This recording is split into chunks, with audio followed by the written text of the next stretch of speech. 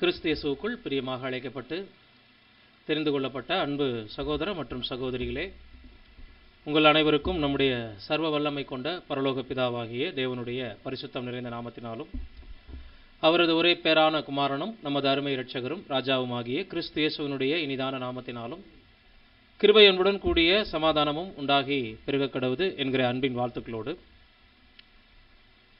இந்த வருடத்தின் துவக்க வாரம் முதல் ஞாயிற்றுக்கிழமை முதல் ஆராதனையிலே நமது பிதாவாகிய தேவன் கர்த்தராகிய இயேசு கிறிஸ்துவின் மூலமாக நமக்கு சுகபல ஜீவன் தந்து கடந்த ஆண்டுகள் தோறும் நம்மை பல்வேறு தீமைகளில் விலக்கி பாதுகாத்து சுகபல ஜீவனை தந்து ஆவிக்குரிய மற்றும் பூலோக தேவைகள் எல்லாவற்றையும் சந்தித்து பாதுகாப்பை அருளி மீண்டும் ஒரு வருடத்திற்குள் நாம் கடந்து செல்லவும், பழைய வருடங்களில் தேவன் செய்த நன்மைகளை நினைவு கூறவும், புதிய ஆண்டுகளுக்கு தேவனுக்கு நாம் புதிய நன்றிகளை செலுத்தவும் மற்றும் நமது ஜீவியத்தை மீண்டுமாக ஒப்பு கொடுக்கவும் உடன்படிக்கையை புதுப்பித்துக் கொள்ளவும் கிடைத்திட்ட மாபெரும் கிருபை தயவுக்காக கொடான கோடி நன்றிகளையும் துதிகளையும் நாம் ஒவ்வொருவரும் ஏறெடுத்துக் கொள்வோம். இன்றைய தினத்தில் நாம் துதி ஆராதனை செய்ய இருக்கிறோம். சங்கீதம் 91 மையமாக கொண்டு அதில் இருக்கக்கூடிய வசன பகுதிகளுக்கான விளக்க உரைகள் மற்றும் சில கவிதைகள், அது தொடர்புடைய சில துதி பாடல்கள் அனைத்தையும் நாம் இணைத்து இன்றைய தினத்தில் பார்க்கவிருக்கிறோம், துதி செலுத்தவிருக்கிறோம் பிதாவாகிய தேவனுக்கு கர்த்தர் மூலமாக. முதலாவதாக நாம் வாசித்து தொடங்கலாம். இன்றைய நாளுக்குரிய துதி ஆராதனையினுடைய தலைப்பு உன்னதமானவரின் மறைவு. சங்கீதம் 91 முதல் வசனத்தை சகோதரிகள் வாசிக்க கேட்போம். உன்னதமானவரின் மறைவில் இருக்கிறவன் சர்வ வல்லவருடைய நிழலில் தங்குவான். ஆமா, இங்கிருந்து நம்ம தொடங்குவோம். சங்கீதம் 91 முழுவதுமாக இன்றைய தினத்தில் நம்ம பார்க்க போறது இல்லை, சில வசனங்கள் தான் நம்ம பார்க்க இருக்கிறோம். ஆனாலும் அதில் தேவையான விஷயங்களை நம்ம பரிமாற இருக்கிறோம். ஸோ இதில் 2 வார்த்தைகள் 2 பகுதிகளாக இடம்பெறுவதை பார்க்குறோம். உன்னதமானவரின் மறைவில் இருக்கிறவன் சர்வ வல்லவரின் நிழலில் தங்குவான் என்று நம்ம இங்கே பார்க்குறோம். ஸோ உன்னதமானவர், சர்வ வல்லவர், 2 பேருமே இந்த இடத்துல யாரை தான் குறிக்குது அப்படின்னு சொல்லி பார்க்கும்போது பரலோக பிதாவாகிய தேவனை குறித்திட்ட அருமையான அடையாளம் இது. இந்த உன்னதமானவரின் மறைவு, சர்வ வல்லவருடைய நிழல், இது 2க்கும் ஒரு சின்ன விளக்கம் நம்ம கொடுக்கணும் அப்படின்னா, தற்காலத்தில் உலகம் முழுவதும் கண்ணீர், கவலை, மரணம், துயரத்தால் கடும் தொல்லையில் இருக்கிறதை நம்ம பார்க்குறோம். இதுதான் ஆசரிப்பு கூடாரத்தினுடைய அதை சுற்றிலும் பாளையம் இறங்கி இருக்கக்கூடிய இஸ்ரேல் ஜனங்களுடைய தற்கால, அதாவது கடந்த கால நிலை. முழு உலகத்தினுடைய சூழ்நிலையையும் நமக்கு விவரிக்கிறது. தெய்வீக திட்டத்திற்கு அருகில் யாரும் வர முடியாத நிலையில், தேவ ஜனங்களாக பெற்றுக்கொள்ளக்கூடிய ஆசீர்வாதங்களை நெருங்க முடியாத நிலைமையில், சகலவிதமான ஆசீர்வாதங்களுக்கும் ஜீவனுக்கும் புறம்பானவர்களாக கண்ணீரோடும் கவலையோடும் கஷ்டத்தோடும் உலக ஜனங்கள் காணப்படுறாங்க. அது ஆசரிப்பு கூடாரத்தினுடைய சுற்றிலும் இருக்கக்கூடிய பாளையம். இப்ப தாவீது உன்னதமானவரின் மறைவுன்னு எதை வச்சு தான் பாடியிருக்கிறார் அப்படின்னா, ஆசரிப்பு கூடாரத்தினுடைய பரிசுத்த ஸ்தலம். இதை ஒரு லேவியனோ அல்லது புறம்பாய் இருக்கக்கூடிய பாளையம் இறங்கியிருக்கக்கூடிய இஸ்ரேல் ஜனங்களோ இந்த பரிசுத்த ஸ்தலத்துக்குள் நுழையவோ, அதனுள் இருக்கக்கூடிய மன்னா, குத்துவிளக்கு, தூபபீடம் போன்றவைகளை அணுகவோ, அதில் பலிகளை துதிகளை ஏறெடுக்கவோ அல்லது அந்த தூபத்தை ஏறெடுக்கவோ, அப்பத்தை சாப்பிடவோ, குத்துவிளக்கினுடைய வெளிச்சத்தை பார்க்கவோ முடியாது. இப்போ இந்த மறைவை கவிஞனாகிய தாவீது நேரடியாக எடுத்துட்டு பேசுறாரு. அந்த உன்னதமானவருடைய மறைவுக்குள்ள போயிட்டோம்னா சர்வ வல்லவருடைய நிழல் ஒன்று கிடைக்குதுங்கிறாரு. அதுதான் மேகஸ்தம்பம். இந்த கூடாரத்துக்கே எது ஒரு நிழல் குறையாக இருந்துச்சு? மேகஸ்தம்பம். அந்த மேகஸ்தம்பம் இந்த கூடாரத்தை ஃபிட் பண்ண இடம், பிரிச்ச இடம், டிராவல் பண்ண இடம், அந்த கூடாரம் எங்கெல்லாம் போச்சு வந்துச்சு எல்லா இடத்துக்கும் ஒரு காவலாளியாக இருந்தது பராமரிப்பு செய்தது, பாதுகாப்பை கொடுத்தது, கைடன்ஸ் கொடுத்தது, அவர்களுக்கு ஒரு நிழல் கூரையாக இருந்து சகல ஆபத்துகளிலும் இருந்து அவங்களை விடுவித்ததுனால சர்வ வல்லவரின் நிழல் என்று பாடுறார். இதான் இதனுடைய நேரடியான விளக்கம். இப்போ தற்காலத்து பரிசுத்தவான்களுக்கு உன்னதமானவரின் மறைவு முதலாவது எதுக்கு, சர்வ வல்லவருடைய நிழல் என்பது ஏன் அப்படிங்கும்போது, அந்த மறைவு, பரிசுத்த ஸ்தலத்தினுடைய மறைவு நமது உடன்படிக்கை வாழ்க்கையை ஒவ்வொருவருக்கும் குறிக்குது. பலியினால் உடன்படிக்கை செய்துட்ட நம்ம ஒவ்வொருவருமே தேவனுடைய பாதுகாப்பின் கரத்துக்குள்ள வந்திருக்கோம். உலகத்துக்கு கிடைக்காத ஒரு சமாதானம், ஒரு சந்தோஷம், ஆதாமுக்குள்ளான பாவம் என்கின்ற மரண தண்டனை நம் மீது எடுத்து போடப்பட்டிருக்கிறது, நீக்கப்பட்டிருக்கிறது. தெய்வீக ஒரு சமாதானம், தேவனோடு ஒப்புரவாகக்கூடிய உரிமை, அவரை அப்பா என்று கூப்பிடக்கூடிய ஒரு புத்திர ஸ்வீகாரத்தினுடைய பாக்கியம் நமக்கு கிடைச்சிருக்கு. ஸோ உடன்படிக்கைக்கு உட்பட்ட ஒவ்வொருத்தரும் இப்போ எங்கே வந்துட்டோம்னா உன்னதமானவரின் மறைவுக்குள்ள வந்துட்டோம். புரியுதுங்களா? சர்வ வல்லவருடைய நிழல் சுவிசேஷ யுக கிறிஸ்தவர்களுக்கே தேவன் தரும் பாதுகாப்பு, பராமரிப்பு, வழிநடத்துதல், வாக்குத்தத்தங்கள் எக்ஸெட்ரா. பேதுரு சொல்றார்ல, நீங்களோ உங்களை அந்தகாரத்தினின்று ஆச்சரியமான ஒளியினிடத்திற்கு வரவழைத்தவருடைய புண்ணியங்களை அறிவிக்கும்படிக்கு தெரிந்து கொள்ளப்பட்ட சந்ததியாயும் ராஜரீக ஆசாரிய கூட்டமாயும் அவருக்கு சொந்த ஜனமாயும் இருக்கிறீர்கள் என்றது குத்துவிளக்கு கிட்ட வந்துட்ட ஒரு நிலையை காட்டுறாருங்க. அதாவது இந்த வெளிச்சத்துக்குள்ள இஸ்ரேலன் யாரும் வரல, மாம்சீக இஸ்ரேலர்கள் யாரும் வரல, ஆனால் ஒரு ஆசாரியன் வந்திருக்கிறான். அந்த மாதிரி தற்காலத்தில் தெய்வீக திட்டத்தின் மகிமையை, அவருடைய சத்தியத்தை, தெய்வீக திட்டத்தின் பல்வேறு அம்சங்களை பரிசுத்தாவின் துணையை கொண்டு பார்ப்பதற்கும், சமூக தப்பமாகிய மாபெரும் பலமான சத்தியத்தை சாப்பிடவும், தூபமாகிய பலியை ஏறெடுக்கவும் உள்ள வந்தவங்க தான் உன்னதமானவருடைய மறைவுக்குள்ள வந்திருக்காங்க. சர்வ வல்லவருடைய பாதுகாப்பு அவங்களுக்கு கிடைக்குது. இப்ப இது சம்பந்தமான முதல் வாக்குத்தத்த வசனத்தினுடைய எக்ஸ்பிளைனை நம்ம வாசிக்க கேட்கலாம். சகோதரி ஒருவர் படிங்க. உன்னதமானவராகிய நேசமானவரின் இந்த மறைவிடமானது ஆசீர்வாதமான ஸ்லாக்கியமாகிய ஜெபத்தின் மூலமாகவும் அவருடைய விலையேறப்பெற்ற வார்த்தைகள் மீதும் அவர் வாக்களித்துள்ள முன்னேற்பாடான பராமரிப்பின் மீதும் உள்ள விசுவாசத்தின் மூலமாகவும் தேவனோடு கொள்ளும் நெருக்கமான ஐக்கியம் மற்றும் உறவை குறிக்கின்றது. இந்த மறைவிடம் எத்துணை விலையேறப்பெற்றது! முழு உலகத்தையும் இப்பொழுது மேற்கொண்டிருக்கிற அமைதியின்மையின் மத்தியில் நாம் எத்தனை இளைப்பாறுதலையும் புத்துணர்வையும் பெற்றுள்ளோம்.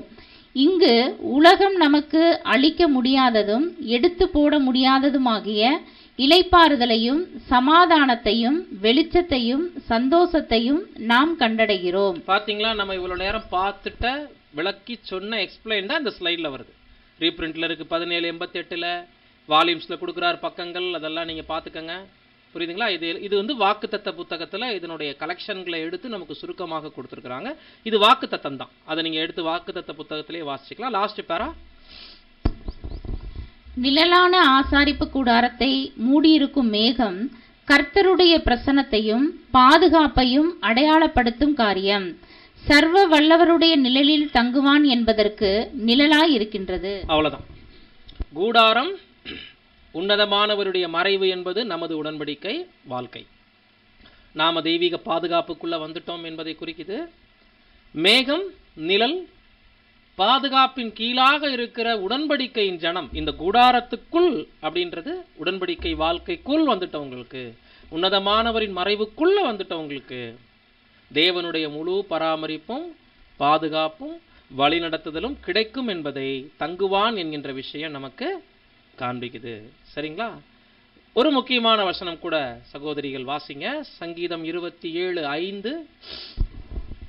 தீங்கு நாளில் அவர் என்னை தம்முடைய கூடாரத்தில் மறைத்து என்னை தமது கூடார மறைவிலே ஒளித்து வைத்து என்னை கன்மலையின் மேல் உயர்த்துவார். பாருங்க, இங்க அதே கூடாரம் தான் வருது. அங்க உன்னதமானவரின் மறைவுன்னு பார்த்தோம். இங்க தீங்கு நாள்னு தெளிவான ஒரு வார்த்தை குறிப்பிடுறாரு. தீங்கு நாள்ல என்ன செய்யறாராம் தேவன்? என்னை தம்முடைய கூடாரத்தில் மறைத்து என்னை தமது கூடார மறைவிலே ஒளித்து என்னை கன்மலையின் மேல் உயர்த்துவார். கூடாரத்தினுடைய மறைவு இப்போ ஸ்பிரிச்சுவலா உடன்படிக்கை வாழ்க்கைக்கு உட்பட்டவங்க மட்டும்தான் தீங்கு நாள்ல தப்பிக்க முடியும்னு சொல்ல வர்றார். அப்ப தீங்கு நாள் என்பது தாவீது குறிப்பிட்டிருக்கிற தீங்கு நாள் அவருக்கு பொருந்தாது. நியாயப்படி உண்மையான தீங்கு நாள் எந்த காலகட்டத்தை குறிக்குதுன்னா சுவிசேஷ யுகம். கடைசி காலம், கொடிய காலம், ஆபத்து நிறைந்த காலம்னா எதுதான்? சுவிசேஷ யுகம்.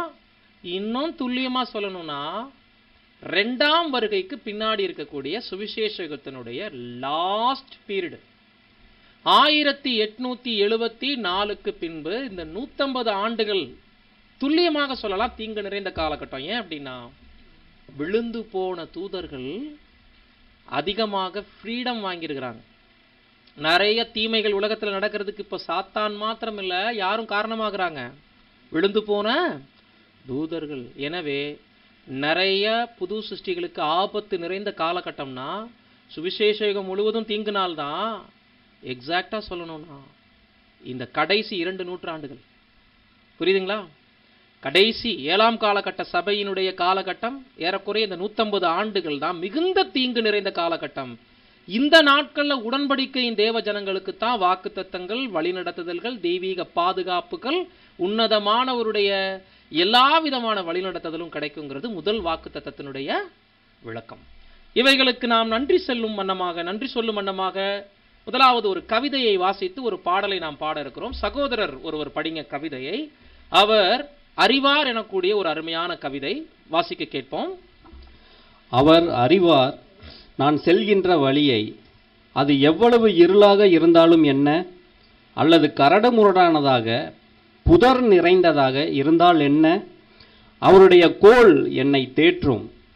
மிக நெருக்கமானதும் அருமையானதும் இனிமையானதுமான அவருடைய அன்பை தடை பண்ணுகிறவைகளை பணிவுடன் நான் எடுப்பேன், அவரது பாதத்தில் வைப்பேன். நல்லா கவனிங்க, ரொம்ப உயிரோட்டமான சின்ன கவிதை தான். அவர் அறிவார் நான் செல்கின்ற வழி அப்படின்னா இந்த மேகஸ்தம்பம் அக்னி ஸ்தம்பம் நம்மளுக்கு பாதுகாப்பை கொடுக்குது இல்லைங்களா? தேவனுடைய வழிகாட்டுதல் உடன்படிக்கை வாழ்க்கையில. அப்ப நம்ம பாதை ஒன்றுக்கு துவக்கம் இருக்கு, அந்த பாதைக்கு ஒரு முடிவு இருக்கு. பரலோக யாத்திரை முடிகிற வரைக்கும் வனாந்தரத்துல இஸ்ரேல் ஜனங்களுக்கு இருந்த மாதிரியே அவங்களுக்கு ஒரு எகிப்து இருந்துச்சு, ஒரு வனாந்தர பிரயாணம் இருந்துச்சு, ஒரு கானான் இருந்துச்சு. அந்த மாதிரி நாம் செல்கின்ற வழியை அவர் அறிவார். அது எவ்வளவு இருளாக இருந்தாலும் என்ன, அல்லது கரடுமுரடானதாக புதர் நிறைந்ததாக இருந்தால் என்ன, அவருடைய கோல் என்னை தேற்றும். தேவனுடைய வார்த்தை நம்மளை தேற்றும். மிக நெருக்கமானதும் அருமையானதும் இனிமையானதுமான அவருடைய அன்பை தடை பண்ணுகிறவைகளை பணிவுடன் நான் எடுப்பேன், அவரது பாதத்தில் வைப்பேன். அப்படின்னா இந்த உடன்படிக்கை வாழ்க்கைக்கு இடையூறாக இருக்கக்கூடிய எந்த குறுக்கீடு, எந்த சக்தி குறுக்கிட்டாலும் அதை நான் எடுத்துருவேன். எடுத்து எங்க சரண்டர் பண்ணிடுவேன்? தேவனுடைய பாதத்திலேயே வைப்பேன் அப்படிங்கிறாரு. அவர் அறிவார் என்பதை அறிவது எவ்வளவு இனிமை. என்ன ஒரு வார்த்தை பாருங்க. தேவன் நம்மளை அறிவார் என்பதை நாம் அறிகிறோம் பார்த்தீங்களா? அது இனிமையா. சர்வ வல்லவர் என் மேல கண் வச்சிருக்கிறாரு, அவரு எனக்கு பின்னாடியே வர்றாரு எல்லா இடத்துலையும், அல்லது முன்னின்று வழி நடத்துறாரு, அல்லது என் மேல கண் வச்சு ஆலோசனை சொல்றாரு, எனக்கு எல்லா விஷயத்திலையும் பாதுகாப்பா இருக்கிறாருங்கிற அந்த விஷயத்தை நான் அறிவதே இனிமைங்கிறார். அதாவது மாயைக்குள்ளையும் கல்லு மண்ணுக்குள்ளையும் சிறைப்பட்டிருக்கக்கூடிய உலக ஜனங்கள் மத்தியில ஜீவனுள்ள தேவன் என்னை பார்க்கிறாரு, என்னை அறிவார், நான் அவருடைய பிள்ளை அப்படின்றத நம்ம உணர்றோம் பார்த்தீங்களா? இந்த ஒரு அருமையான தகவல் பரிமாற்றமே எவ்வளவு இனிமையானது. படிங்க. அவர் கரிசனை கொள்கிறார், என் கரத்தை பிடித்து தாங்குகிறார், வழி நடத்துவார், நான் பாத்திரமாக போய் சேரும் மட்டும். பத்திரமாக போய் சேரும் மட்டும். ஆமா, அவர் வழி நடத்துவார், நான் பத்திரமாய் போய் சேரும் மட்டும். அவர் கரிசனை கொள்கிறார், என் கரத்தை பிடித்து தாங்குகிறார், வழி நடத்துவார், நான் பத்திரமாய் போய் சேரும் மட்டும், பரலோக தேசத்தை அடையும் மட்டும். ஆக உன்னதமானவருடைய மறைவுக்குள்ள வந்தவங்க இந்த தீமை நிறைந்த உலகம் எவ்வளவு ஆபத்தாக இருந்தாலும் அவருடைய அன்பை தடை பண்ணக்கூடிய எல்லா விஷயத்தையும் ஒதுக்கி வச்சுட்டு அவர் கரத்தை மாத்திரம் இறுக பற்றி கொண்டிருந்தோம்னா அவருடைய முழு வல்லமையும் வழிகாட்டுதலும் சர்வ வல்லவருடைய நிழலாக நம்முடைய வாழ்க்கை முழுவதும் நமக்கு கிடைக்கும் என்பது முதலாம் வசனத்தினுடைய விளக்கம். நாம் யாவரும் தேவனுக்கு நன்றி செலுத்தும் வண்ணமாக எழுந்து நின்று உன்னதமானவரின் உயர் மறைவில் இருக்கிறவன் என்கின்ற பாடலை 2 சரணங்கள் நாம் பாடலாம்.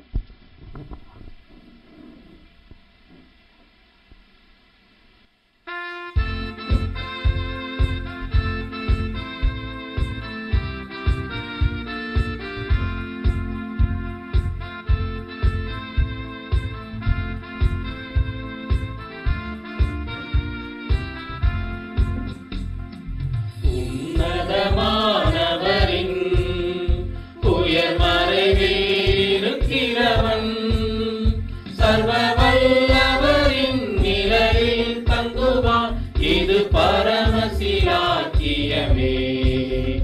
சர்வ வல்லவரின் நிழலில் தங்குவான், இது பரமசிலாக்கியமே. அவர் செட்டையின் கீழ் அடைக்கலம் புகவே, தம் சிறகுகளால் மூடுவார். அவர் செட்டையின் கீழ் அடைக்கலம் புகவே, தம் சிறகுகளால் மூடுவார்.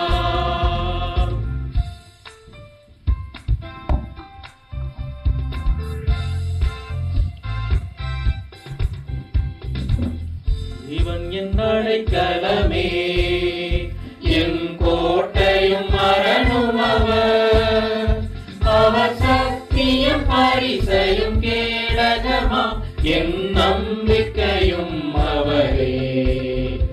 அவர் சத்தியம் பரிசையும் கேடகமாம், என் நம்பிக்கையும் அவரே. அவர் செட்டையின் கீழ் அடைக்கலம் புகவே, தம் சிறகுகளால் மூடுவார். அவர் செட்டையின் கீழ் அடைக்கலம் புகவே, தம் சிறகுகளால் மூடுவார்.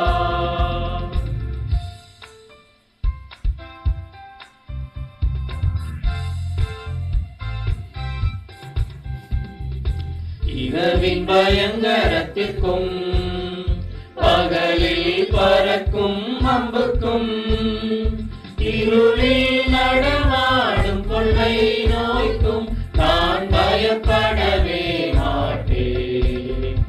இருளில் நடமாடும் கொள்ளை நோய்க்கும் நான் பயப்படவே மாட்டேன்.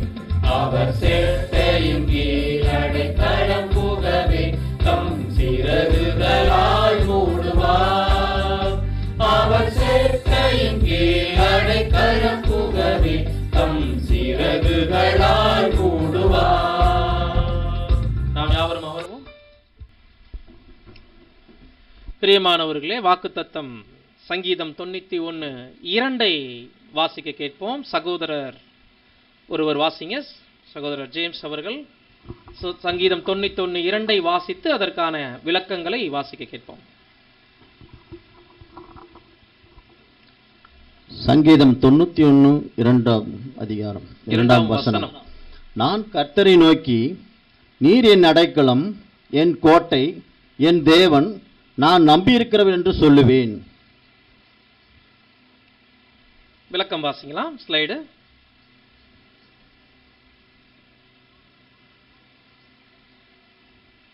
நான் கர்த்தரை நோக்கி, நீர் என் அடைக்கலம், என் கோட்டை, என் தேவன், நான் நம்பியிருக்கிறேன் என்று சொல்லுவேன். நம்முடைய நம்பிக்கையை நாம் உறுதியாய் காக்க வேண்டும். காரணம், இது தேவன் நம்முடைய பிதா என்று நமக்கு உறுதியளிக்கின்றது. கடலிலும் நிலத்திலும் வியக்கத்தக்க விதத்தில் இப்பொழுது பயன்படுத்தப்படும் கம்பியில்லா தந்தி மூலம் செய்தி அனுப்பும் முறை நாம் அனைவரும் ஓரளவிற்கு அறிந்த விஷயமே. மேலும் இந்த கம்பியில்லா செய்தி தொடர்பு முறையானது உண்மையான கிறிஸ்தவனுக்கும் பரலோகத்தின் கர்த்தருக்கும் இடையிலான செய்தி தொடர்பான சிறு மாதிரியே ஆகும். ஒவ்வொரு சூழ்நிலைகளிலும் இந்த நம்பிக்கையானது கர்த்தர் மேல் சார்ந்து அவரை நோக்கி பார்க்கும் தகப்பனுக்கும் பிள்ளைக்கும் இடையே கம்பியில்லா தொடர்பு பரிமாற்றம் காணப்படும். ஓகே பிரியமானவர்களே, 2வது வசனம். முதல் வசனம் தேவனுடைய முழு பாதுகாப்பை, வழிநடத்துதலை, பராமரிப்பை குறித்தது போல 2வது வசனம் வேற ஒரு கருத்தை பேசுது. முற்றிலும் மாறுபட்ட விஷயத்துக்கு வெளியில வர்றார் தாவீது. நீர் என் அடைக்கலம், என் கோட்டை, என் தேவன், நான் நம்பியிருக்கிறவர் என்று சொல்லுவேன் என்று தன் சார்பாக தேவனை எப்படி புரிந்து கொண்டிருக்கிறார் என்பதை வெளிப்படுத்துறார். முதல்ல தேவன் யாரு எனக்குன்னு சொன்னார். உன்னதமானவர் எனக்கு எப்படி இருக்கிறாரு, சர்வ வல்லவருடைய நிழல் எனக்கு எப்படி இருக்குன்னு பேசிட்டு, இப்ப நான் தேவனை பத்தி என்ன நினைச்சிட்டு இருக்கிறேன், எனது நம்பிக்கை என்ன அப்படின்றத 2வது வசனத்துல குறிப்பிடுறாரு. நீர் என் அடைக்கலம், நீர் என் கோட்டை, நீர் என் தேவன், நான் நம்பியிருக்கிறவர் என்று சொல்லுவேன். நீங்க பாருங்க, 3 தடவை தேவனை நோக்கி நீர் நீர் நீர். கோட்டைங்கிறாரு, நான் நம்பி இருக்கிறவர் என்று சொல்றாரு, அடைக்கலம் என்று சொல்றார். அப்படின்னா இந்த வசனத்தினுடைய விளக்கத்துல நம்ம என்ன பார்த்தோம் அப்படின்னா, கம்பி இல்லா தந்தி அப்படின்ற ஒரு விஷயத்தை படிச்சார் சகோதரர். அப்படின்னா என்ன? வயர்லெஸ். மொபைல் போன் கண்டுபிடிக்கப்படுவதற்கு முன்பு ஒரு 100 நூற்றாண்டுகளுக்கு ஒரு 100 ஆண்டுகளுக்கு முன்பு போய் பார்த்தீங்கன்னா கப்பல்களில் வாக்கி டாக்கி தான் பயன்படுத்தினாங்க. இன்னைக்கு கூட போலீஸ்காரங்க பெரும்பான்மையா அதை தான் என்ன பண்ணிட்டு இருக்கிறாங்க, யூஸ் பண்றாங்க. இந்த நாட்களில் ஒருவேளை சகோதரர் இருந்திருந்தாருன்னா ஸ்மார்ட் போன்னு சொல்லியிருப்பார் இல்லைங்களா? அப்போ வயர்லெஸ்ஸை எதுக்கு உதாரணமாக காட்டுறாரு அப்படின்னா, 2 தரப்பில் இருந்து பேசக்கூடியவர்களை நடுவில் ஒரு காற்றலை என்ன பண்ணுது, இணைக்குது. நான் விரும்புவதை, எனது கோரிக்கையை, நான் பேச விரும்புவதை மற்றொரு நபரிடம் கொண்டு போய் சேர்க்குது கம்பி இல்லாத ஒரு தந்தி, காற்றலைகள் மூலம். அப்ப அதுல எதிர் திசையில ஒரு நபர் முகத்தை பார்த்து பேசுறமா, நம்பிக்கையில பேசுறமா? இப்ப போன் பண்ணிட்டு, பிரதர் எப்படி இருக்கிறீங்க, சிஸ்டர் எப்படி இருக்கிறீங்க, உங்க சூழ்நிலைகள் எல்லாம் எப்படி இருக்கு அப்படின்னு நம்ம விசாரிக்கிறோம் இல்லைங்களா? இப்போ போன்ல நம்ம பேசும்போது அவங்க முகத்தை நம்ம பார்த்துட்டு பேசுறோமா, அவங்க அந்த தரப்புல இருக்காங்கங்கிற நம்பிக்கையில பேசுறோமா? இப்ப நம்ம அந்த பக்கம் ஆள்களே இல்லைன்னா இங்க இருந்து நம்ம பேசினோம்னா நம்ம யாரா மாறிடுவோம்? பைத்தியம் மாதிரி ஆயிடும். அந்த பக்கம் ஆளுகை இல்லை அப்படின்னா நம்ம பேசுறது என்ன ஆயிடும்? ஒரு அவநம்பிக்கை, நம்ம முட்டாள் மாதிரி ஆயிடும். அப்போ பரலோக பிதாவை நம்ம பார்க்கல, அவருடைய தெய்வீக திட்டத்தை நம்ம உணர்ந்திருக்கிறோம், அவருடைய வல்லமையை நம்ம அவருடைய கிரியேஷன் மூலம்தான் நம்ம உணர்ந்திருக்கிறோம். இப்ப ஜெபங்கள்லையும் விண்ணப்பங்கள்லையும் வேண்டுதல்கள்லையும் வாழ்க்கையினுடைய சகல சூழல்களையும் அவரை மட்டுமே முன்வைக்கிறோங்கிறது விசுவாசம். விசுவாசம் என்பது நம்பப்படுகிறவைகளின் உறுதியும் காணப்படாதவைகளின் மேலுள்ள நிச்சயம். இந்த நிச்சயத்தை தான் சொல்றாரு வயர்லெஸ் 2க்கும் நடுவில் இருக்கக்கூடிய கம்பியில்லா தந்தியாகிய அந்த அலைக்கற்று, காற்றலை. இப்போ ஒரு பையன் தன்னுடைய அப்பா வெளிநாட்டில் இருக்கும்போது ஃபோன் செய்து அவனுடைய எல்லா தேவைகளையும் அப்பாவிடம் கேட்குறான், அப்பா அனுப்புகிறார், அதை பெற்றுக்கொள்கிறான். ஆனால் அப்பாவை அவன் பிறந்த நாள் முதல் பார்க்கல, இன்னமும் பார்க்கல. அப்படின்னா எப்படி இருக்கும்? ஆனால் அவன் எதை விசுவாசிக்கிறான்? தனக்கும் ஒரு அப்பா இருக்காரு, என் தேவைகளுக்கெல்லாம் யார் மட்டும்தான் உத்தரவாதம்? எங்க அப்பா மட்டும்தான். ஸோ இந்த நம்பிக்கைக்கு பேர் தான். தூரத்தில் இருக்காங்க, நான் அவங்கள பார்த்ததில்லை, ஆனால் அவங்க கிட்ட தான் நான் பேசுறேன், அவர் அப்பாவிடமிருந்து தான் எனக்கு எல்லாம் கிடைக்குதுங்கிற இந்த நம்பிக்கைக்கு பேர் தான் நம்ம என்ன சொல்றோம்? விசுவாசம். இப்ப தாவீது 2வது வசனத்துல உன்னதமானவருடைய மறைவுக்குள்ள வர்றது பெரிய விஷயம் இல்ல, வந்துட்டவங்க ஒரு விஷயத்தை நீங்க கடைபிடிக்கலைன்னா லைஃப்ல அந்த சர்வ வல்லவருடைய நிழல் உங்களுக்கு தொடராது. அப்படி நான் ஃபாலோ பண்ற விஷயத்த உங்களுக்கு கற்றுத்தரேன்னு சொல்றாரு நமக்கு. நான் என்ன சொல்லுவேன் தேவனை பார்த்துனா, நீங்க தான் என் அடைக்கலாம். அப்படின்னா உங்களை தவிர எனக்கு யாரும் பாதுகாப்பே இல்லை. ஒரு கொலைகாரன் என்னை துரத்திட்டு வந்தாருன்னா நான் ஓடி போய் ஒளியிற அடைக்கலப்பட்டனம் யாரு? இப்ப நீங்க தான். இப்ப கூடாரத்தை விட்டு அடைக்கலத்துக்கு வந்துட்டார், கோட்டைங்கிறார். கவனிச்சிங்களா? கோட்டை சுவர் எங்க தான் இருக்கும்? ஒரு தேசத்துக்குள்ள, ஒரு பட்டணத்துக்குள்ள இருக்கும். அங்க விரட்டிட்டு வந்தா கூட நான் ஓடி ஒளியிற சுவர் நீங்க தான். நான் நம்பி இருக்கிறவர், நீர் என்ன அடைக்கலாம். அப்படின்னா என் உயிருக்கு பயந்து ஓடி வர்றது நான் இங்கே தான். என் கோட்டை அப்படின்னா எதிரியினால் அட்டாக் பண்ண முடியாத, ஆபத்தை விளைவிக்க முடியாத ஒரு அரண் கோட்டை நீங்க தான். நான் நம்புறேன்னா அது உங்களை மட்டும்தான். ஏன்னா விரோதி துரத்திட்டு இருக்கிறாரு. சாத்தான் பாவத்திலும் மரணப்பிடியில் இருந்தும் நம்ம விடுதலை ஆகும்போது நம்மளை துரத்திட்டு வந்த விரோதி யாரு? சாத்தான். இப்ப எங்க அடைக்கலாமா ஓடி வந்திருக்கிறோம்? நம்ம உன்னதமானவருடைய மறைவுக்கு. உடன்படிக்கை வாழ்க்கைக்குள்ள வராத எவரும் இந்த பாதுகாப்பை, இந்த வழிநடத்துதலை, இந்த அன்பை, சாத்தானுடைய கரத்திலிருந்து தேவன் விடுவித்த இந்த மாபெரும் ஆசீர்வாதத்தை, சமாதானத்தை உணரவே முடியாது. அதற்கு அடிப்படை விசுவாசம் என்பதை எந்த அளவுக்கு கர்த்தர் மேல் அவர் நம்மளுடைய நம்பிக்கை சார்ந்து இருக்குதோ அதுதான் நம்மளை உயிர் பிழைக்க வைக்குங்கிறார். அதுதான் அவரை நோக்கி பார்க்கும் தகப்பனுக்கும் பிள்ளைக்கும் இடையே கம்பியில்லா தொடர்பு, பரிமாற்றம் காணப்பட வேண்டும். விசுவாசம் என்கின்ற பாலம் மட்டுமே தேவனுக்கும் நமக்கும் இடையில காணப்படும். ஸோ இந்த விசுவாசம் இல்லைன்னா தேவனுக்கு பிரியமா இருப்பது இந்த சுவிசேஷ யுகத்தில் கண்டு விசுவாசிக்க தேவன் அழைக்கல. பாருங்க, 2 வரி கவிதை, ஒரு ஹைக்கூ மாதிரி தான் இருக்கு. ரொம்ப எளிமையான ஒரு கவிதையாக இருக்கு. அதை சகோதரர் வாசிங்க. ரொம்ப 2 லைன்ஸ்ல தான் இருக்கு. யாராவது ஒருத்தர் படிங்க. இருவரி கவிதைகள் தான். சரி, சகோதரிகளே வாசிங்களேன். விசுவாசம் என்பது விழமாட்டோம் எனும் உத்தரவாதம் அல்ல. என்ன கவனிச்சிங்களா? விசுவாசம்னா என்னவா?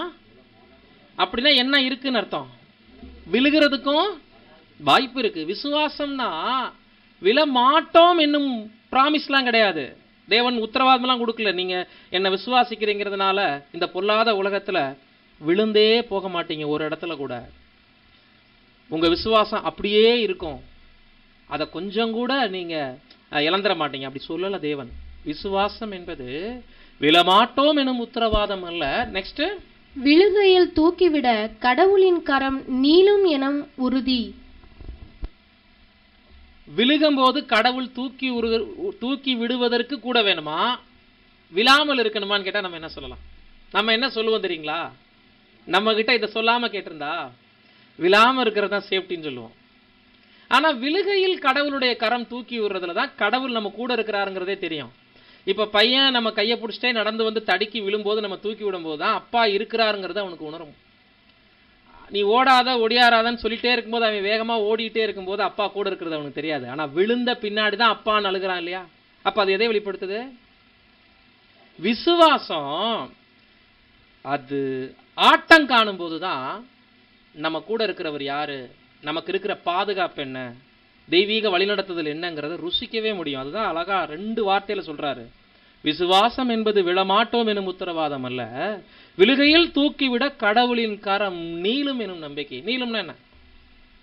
கையை நீட்டுறார். விழுகும் போது என்ன பண்றாரு? நமக்கு கையை நீட்டுகிறார் எனும் உறுதியா. என்ன அழகா இருக்கு. சரிங்களா?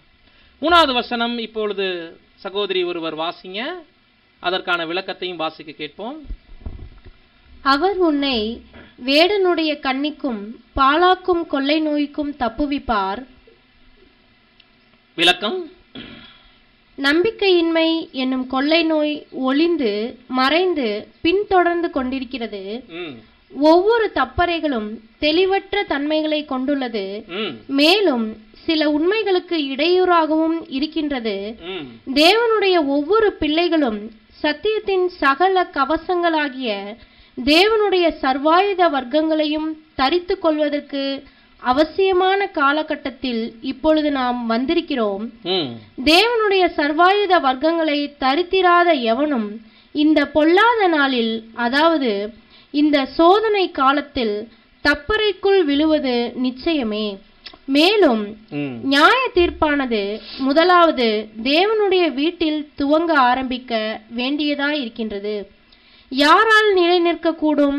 விலையேற பெற்ற வாக்குத்தத்தங்கள் மற்றும் தேவனுடைய வார்த்தைகளில் உள்ள முக்கியமான உபதேசங்களின் அடிப்படையில் மகா பரிசுத்தமான விசுவாசத்தின் மேல் தங்களை உறுதிப்படுத்தி கொள்கிறவர்களை தவிர வேறு எவராலும் நிற்கக்கூடாது. வேடனுடைய கண்ணி. இப்போ உன்னதமானவருடைய மறைவுக்கு சர்வ வல்லவருடைய நிழலுக்கு வந்துட்டோம். அது உடன்படிக்கை வாழ்க்கை. அதன் மூலம் கிடைச்சிட்ட பாதுகாப்பு, விடுதலை. வந்து விசுவாச பாதையில இருக்கிறோம்.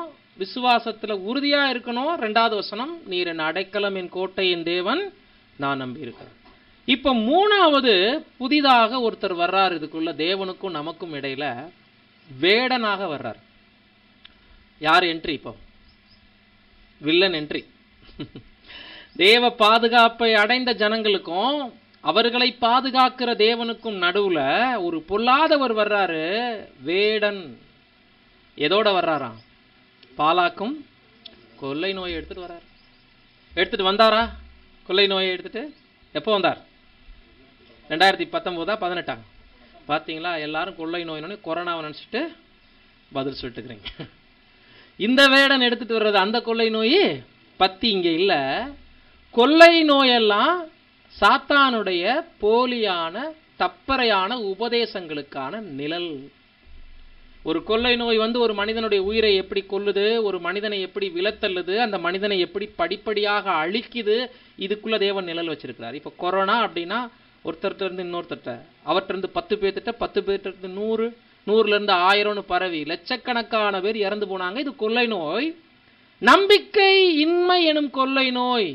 மறைந்து பின்தொடர்ந்து கொண்டு இருக்கிறதுனா பதுங்கி பதுங்கி நம்மள்ட்ட வந்துட்டு இருக்குதாமா. மகா பரிசுத்தமான விசுவாசத்துக்குள் உன்னதமானவரின் மறைவுக்குள் இருக்கக்கூடிய தேவ ஜனங்களை அவிசுவாசம், நம்பிக்கையின்மை எனக்கூடிய கொள்ளை நோய் ஃபாலோ பண்ணுதுன்னு சொல்றாருங்க. நீங்க அதை கவனிச்சிருந்தா கூட கொரோனான்னு சொல்லியிருக்க மாட்டீங்க. ஏன்னா அது எந்த கொள்ளை நோய்? நல்லதுதான். ஏன்னா எப்பயுமே ஒரு நிழல்ல இருந்து தானே பொருள் தேட முடியாது. அதனால நிழல்கிட்ட டைரக்டா என்ன பண்ணியாச்சு, நம்ம போயாச்சு. தற்பறைகள் என்று சொல்லும்போது கொள்ளை நோய் எங்க இருந்து பரவுது அப்படின்னா, பைபிளை வைத்துக்கொண்டே பைபிளை நன்கு தியானிக்கக்கூடிய தேவ ஜனங்களிடையே தான் இன்னைக்கு நிறைய தற்பறைகள் உண்டாயிருக்கிறது. தெய்வீக திட்டத்தினுடைய அம்சங்களுக்கு தெள்ள தெளிவான மகா பரிசுத்தமான விசுவாசத்திற்கு எதிரான அனைத்து போலி கள்ள உபதேசங்களும் தற்பறைகளுமே கொள்ளை நோய்ங்கிறார். இன்னைக்கு யூதாவில் குறிப்பிட்டிருக்கிற மகா பரிசுத்தமான விசுவாசத்தை ஏற்றுக்கொள்பவர்களும் அதன் மேல் நம்பிக்கை வைப்பவர்களும் அதிலே ஊன்ற கட்டப்படுபவர்களும் அதற்குள் தங்களுடைய வாழ்க்கையை உட்படுத்திக் கொள்ளுகிறவர்களும் சிறுமந்தை தான். ஆனால் போலியான மயக்குகின்ற சத்துருவனுடைய உபதேசமாகிய கிறிஸ்தவ உலகத்திலேயே காணப்படக்கூடிய பொல்லாத உபதேசங்களால் விழுகிறவர்கள் தான் கோடிக்கணக்கான பேர் இருக்கிறாங்க. மாயையான உபதேசங்கள் கவர்ச்சியா இருக்கு, அங்க கூட்டம் நிரம்புது, அதனால் அந்த கொள்ளை நோய் ஜனங்களுக்கு ஆபத்தா தெரியல, விழுந்துகிட்டே இருக்காங்க. அதான் இங்க அழகா சொல்றாரு, தேவனுடைய ஒவ்வொரு பிள்ளைகளும் உண்மைகளுக்கு இடையூறாக இருக்கிற இந்த அசத்தியத்தை கவனிச்சு சத்தியத்தின் சகல கவசங்களை, சர்வாயுத வர்க்கங்களை தரித்துக் கொள்வதற்கு அவசியமான காலகட்டத்தில் இப்பொழுது வாழ்ந்திருக்கிறோம். ஏன்னா வேடன் சாத்தான் தான் இந்த கொள்ளை நோயை பரப்புறாரு. கிறிஸ்தவ உலகத்துக்குள்ளேயே குறிப்பா தேவ ஜனங்களுக்கு எவ்வளோ ஆபத்து இருக்கு தெரியுங்களா? 2ஆம் வருகையினுடைய காலகட்டத்தில் உலகம் பூராவும் புதிய புதிய மதங்கள் உருவாயிருக்கு. விழுந்து போன தூதர்கள் அதிகம் கிரியை செய்திருக்கிறாங்க. ஒரு மதத்துக்குள் இன்னொரு பரிணாமம், அந்த மதத்துக்குள் இன்னொரு பரிணாமம், குட்டி போடுற மாதிரி போயிட்டு இருக்கு. இன்னைக்கு மாயையும் பொய்யும் உண்மை தேவனை அறிகிற அறிவுக்கு எதிராக ஜனங்களை மயக்கி ஒண்ணுக்கு பின் ஒன்று வந்துகிட்டே இருக்கு. கிறிஸ்தவ விஞ்ஞானங்கிறாங்க, பிரம்ம ஞானம்ங்கிறாங்க, நிறைய மதத்துக்குள் மதம், கிறிஸ்தவர்களுக்குள் ஆயிரக்கணக்கான பிரிவுகள், எல்லா இடத்துலையும் ஸ்ப்ரெட் ஆயிருக்குது கொள்ளை நோய். அப்படின்னா தற்பறை உபதேசங்கள். தேவனுடைய சர்வாயுத வர்க்கம்னா என்னங்க? ஏற்ற கால சத்தியத்தில் சொல்லப்பட்ட தெய்வீக திட்டத்தினுடைய சத்தியத்தின் கூட்டுத்தொகை, அனைத்து வசனங்களிலும் காணப்படக்கூடிய ஒத்திசைவு. இதை கண்ணுங்கருத்துமாக கவனித்து தியானித்து தங்களை மகா பரிசுத்தமான விசுவாசத்தில் காத்து கொள்ளுகிறவர்கள் மட்டும்தான் சர்வாயுத வர்க்கம் தரித்தவர்கள். இவங்களை தான் வேடனுடைய கண்ணி பாலாக்கும் கொள்ளை நோய் ஒன்றும் பண்ண முடியாதுங்கிறார். பாருங்க, இந்த பொல்லாத நாளில், அதாவது இந்த சோதனை காலத்தில் தற்பறைக்குள் விழுவது நிச்சயம் சர்வாயுதத்தை தரித்திராதவர்கள். மேலும் நியாய தீர்ப்பானது முதலாவது தேவனுடைய வீட்டில் துவங்க ஆரம்பிக்க வேண்டியது இருக்கிறதால் யாரால் நிலைநிற்கக்கூடும்? நமக்கு சுவிசேஷ யுகத்துல இந்த தீங்கு நாள் தான் நியாய தீர்ப்பின் நாளா இருக்கு. ஒரு பக்கம் 1000 ஆண்டு தொடக்கம், இன்னொரு பக்கம் தீங்கு நாளின் முடிவு. தேவனுடைய ராஜ்யத்தினுடைய தொடக்கமே எப்படி இருக்கும்? மிகப்பெரிய ஆபத்தா இருக்கும். நம்ம படிக்கிறோம் இல்லைங்களா? யாரால் நிலைநிற்கக்கூடும்? விலையேற பெற்ற வாக்கு தத்தங்கள் மற்றும் தேவனுடைய வார்த்தைகளில் உள்ள முக்கியமான உபதேசங்களின் அடிப்படையில், வார்த்தையை நல்லா கவனிங்க, முக்கியமான உபதேசங்களின் அடிப்படையில் மகா பரிசுத்தமான விசுவாசத்தின் மேல் தங்களை உறுதிப்படுத்திக் கொள்கிறவர்களை தவிர எவராலும் நிற்கக்கூடாது. சோ 3வது வசனம், நேரடியா சாத்தான் வியாதியை எடுத்துட்டு வருவார், அப்படி இல்லை. உலகம் முழுவதும் சாத்தானுடைய மதங்கள், போலி உபதேசங்கள், குறிப்பாக கிறிஸ்தவர்கள் மத்தியில கிறிஸ்தவ கல்லூரிகள் இருந்து பரம்புகிற கொள்ளை நோயாகிய மகா பரிசுத்தமான விசுவாசத்திற்கு எதிரடையான அசுத்தங்கள், அசத்தியங்கள், இது எல்லாம் நிறைய இருக்கு. வேடனுடைய கண்ணின தந்திரமா பொறி வச்சு பிடிக்கிறது. பறவைகளுக்கோ விலங்குகளுக்கோ முதல் நாள் போய் சுருக்கு போட்டுட்டு வர்றது, குழியை தோண்டி வைக்கிறது, லேசா பேப்பர் வச்சுட்டு மண்ணை தூவிட்டு வந்துருவாங்கல்ல, அப்ப அதுல பொசுக்குன்னு வந்து 4 பறவைகள் உட்காரும் போது கீழே விழுகும் குழிக்குள்ள. சுருக்கு வச்சு நிறைய விலங்குகளை பிடிக்கிறாங்கல்ல, இதெல்லாம் கண்ணி. இன்னைக்கு கிறிஸ்தவர்களை கிறிஸ்தவ பாதையிலேயே நின்று கொண்டு பைபிளையும் வைத்துக்கொண்டு உண்மை விசுவாசத்துக்குள்ள இருந்து விலக்கி தப்பாக வழிநடத்துறது தான் பாலாக்கும் கொள்ளை நோய். உன்னதமானவருடைய மறைவுக்குள்ள வந்திருக்கிற நாம இந்த கொள்ளை நோயிலிருந்து இந்த காலகட்டத்தில் பாதுகாக்கப்பட்டிருக்கிறோம் என்பதே 3வது வசனத்தினுடைய வாக்குத்தத்தம். நாம் யாவரும் இதற்காக தேவனுக்கு நன்றி செலுத்தி ஒரு துதிபாடலை பாடுவோம். அடைக்கலமே உமது அடிமை நானே என்கின்ற பாடல்.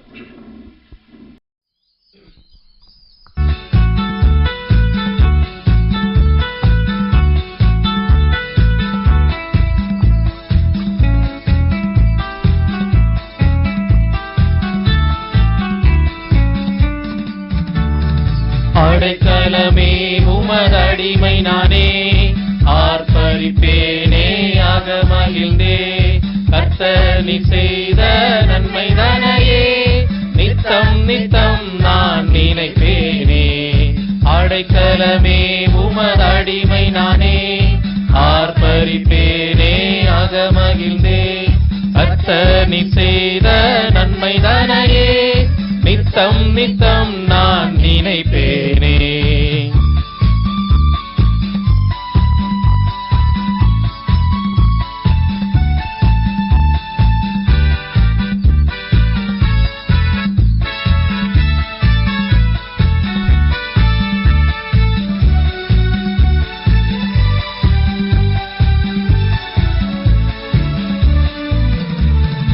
அளவற்ற அன்பினால் அணைப்பவரே, எண்ணற்ற நன்மையால் நிறைப்பவரே. அளவற்ற அன்பினால் அணைப்பவரே, எண்ணற்ற நன்மையால் நிறைப்பவரே. மாசில்லாத நேசரே, மகிமை பிரதாபா, பாசத்தாலும் பாதம் பற்றிடுவேனே. மாசில்லாத நேசரே, மகிமை பிரதாபா, பாசத்தாலும் பாதம் பற்றிடுவேனே. அடைக்கலமே உமது அடிமை நானே, ஆர்ப்பரிப்பேனே அகமகிழ்ந்தே, கர்த்தர் நீர் செய்த நன்மை தானையே, நித்தம் நித்தம் நான் நினைப்பேனே.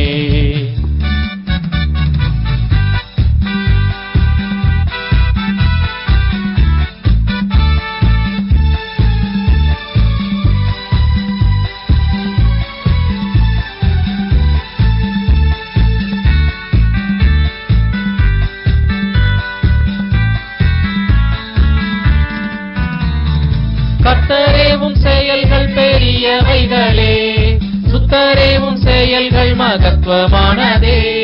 கர்த்தரேவும் செயல்கள் பெரியவைகளே, சுத்தரேவும் செயல்கள் மகத்துவமானதே. நித்தியரேவும் நியாயங்கள் என்றும் நிற்குமே, பக்தரின் பேரின்ப பாக்கியமிதே. நித்தியரேவும் நியாயங்கள் என்றும் நிற்குமே, பக்தரின் பேரின்ப பாக்கியமிதே. அடைக்கலமே உமது அடிமை நானே, ஆர்ப்பரிப்பேனே அகமகிழ்ந்தே, கர்த்தர் நீர் செய்த நன்மை தானையே, நித்தம் நித்தம் நான் நினைப்பேனே.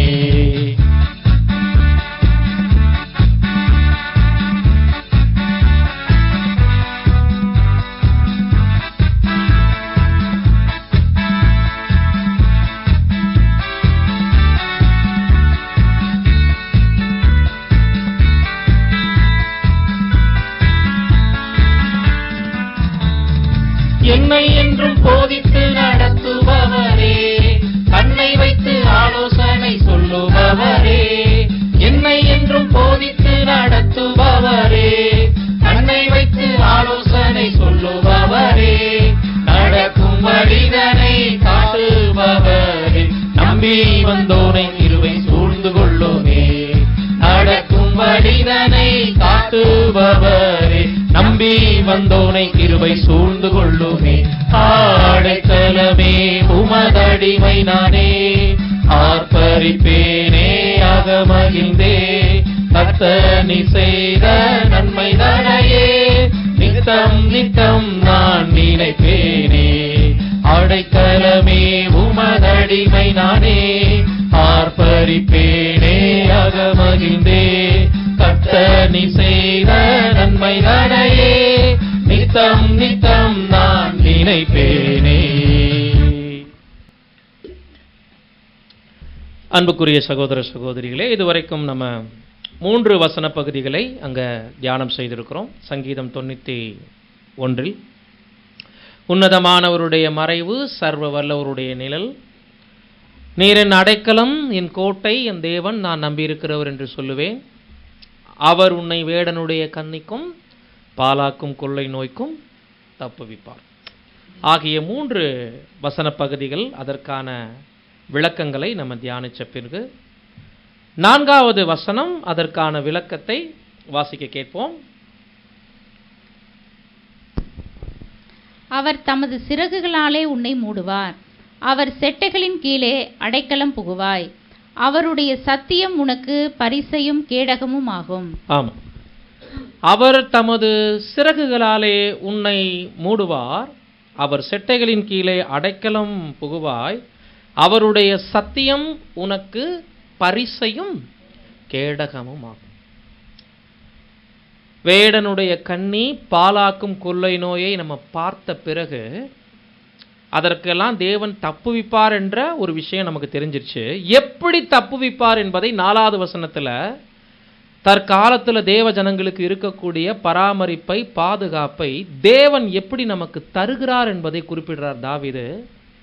அவருடைய சிறகுல நம்மளை மூடுறாராம், அவருடைய செட்டைகளின் கீழே அடைக்கலம் புகுவோமா. மறுபடியும் அவருடைய சத்தியம்தான் நமக்கு பரிசையும் கேடகமுங்கிறார். சிறகு, செட்டை, இந்த 2 வார்த்தையினுடைய பாதுகாப்பின் அம்சங்கள் என்ன, தன்மைகள் என்ன? சத்தியம் பரிசையாகவும் இருக்குது, கேடகமாகவும் இருக்குதுன்னா என்ன? சிறகு, செட்டை என்று சொல்லும்போது எந்த பறவைகளுக்குமே செட்டை மற்றும் சிறகு 2 இருக்கும். நமக்கு சிறகு மட்டும்தான் வெளியில தெரியும், செட்டை மட்டும்தான் தெரியும். பார்த்துருக்கீங்களா? கிளியாக இருக்கட்டும், புறாவாக இருக்கட்டும், கோழியாக இருக்கட்டும், கழுகாக இருக்கட்டும், மேலே இருக்கக்கூடிய கனமான சிறகு நமக்கு தெரியும். உள்ள அதுக்குள்ள இன்னொரு லேயர் இருக்கும், அது மென்மையாக இருக்கும், அதுதான் சிறகு. அது கழுகுனுடைய விஷயத்துல பார்த்தீங்கன்னா இந்த வசனத்துல தாவீது குறிப்பிடுகிற பறவை கழுகு. தேவன் எப்படிப்பட்ட செட்டையை வச்சு தன்னுடைய பிள்ளைகளை மூடுறாராம்? கழுகுக்கு ஒப்பான மாபெரும் இரும்பு கவசம் போன்ற சிறகு. கழுகு விரிச்சு நின்றுச்சுன்னா தன்னுடைய குட்டிகளை அந்த இறகுக்குள்ள அணைச்சிச்சு அப்படின்னா விரோதிகள் நெருங்க முடியாது. வேற எந்த விதமான மிருகங்களோ அந்த கழுகு குஞ்சுகளுக்கு ஆபத்தை விளைவிக்கக்கூடிய விதத்தில் எந்த விதமான பிராணிகளும் நெருங்க முடியாத அளவுக்கு இரும்பு பெட்டி மாதிரி லாக் பண்ணி.